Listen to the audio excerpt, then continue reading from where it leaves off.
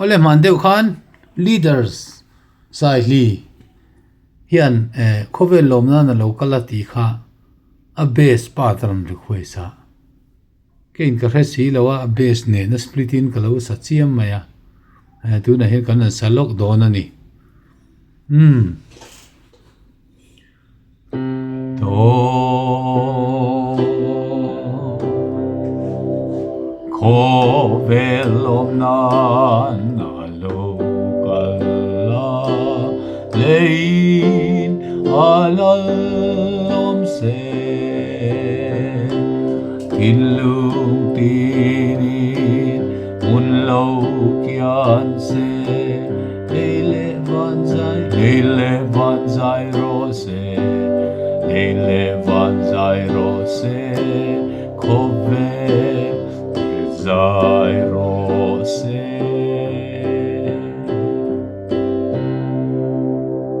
khani mai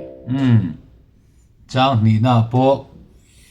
Khawvel lawmna'n ruwa rela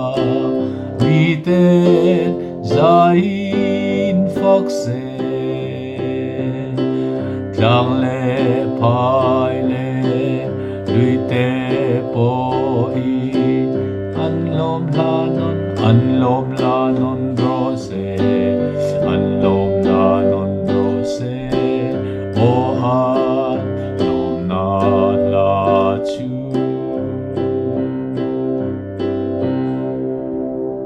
he la hian leile van zai ro se ti lai khan a kha kan han sa zokani a timing hriat nan chang thum na kho ngai le thu takina re nam te an lo ding chua a fel na ro wi tak mai chu amangai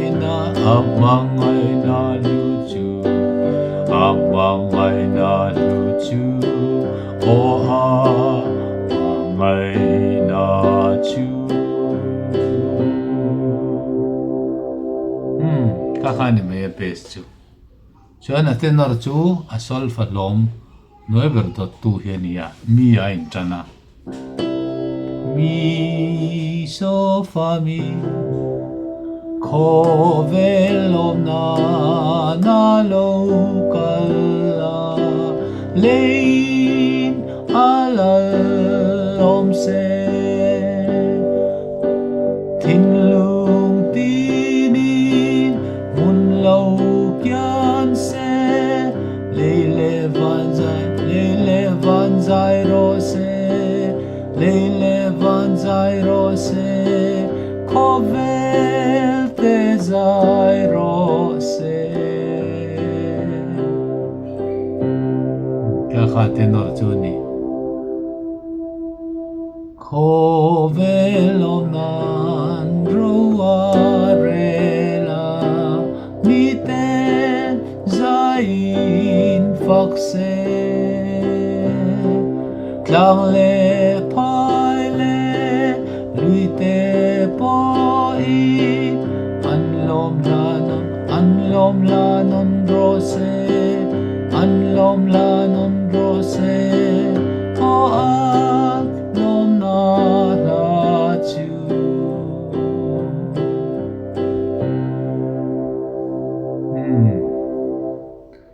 chang thum na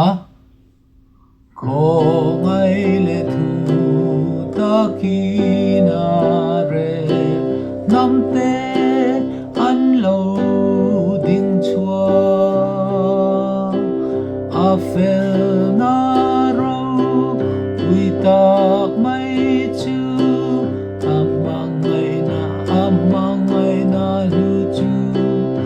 amangai na lu chu maka o a mangai na chu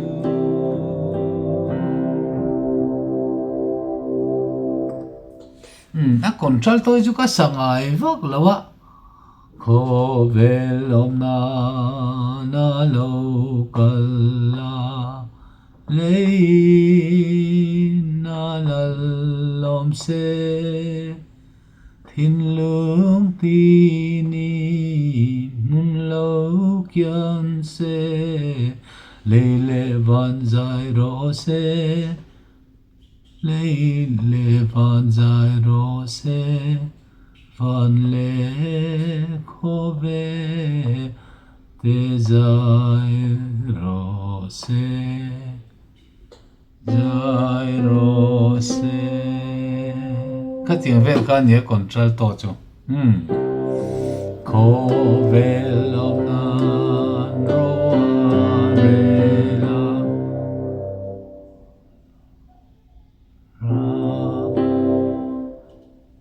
mi te zai in vak se Chang le phai le lui te poi an lom la non ro se an lom la non ro se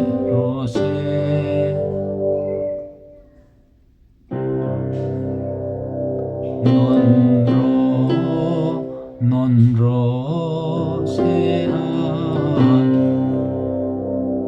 lom la chu các tiếng Việt khan đi thế nào soprano chu Khawvel lawmna'n alo kala lein ala lom se thin lung ti ni mun lau kian se le le van zai ro se le le van zai ro se van le khawvel te zai ro se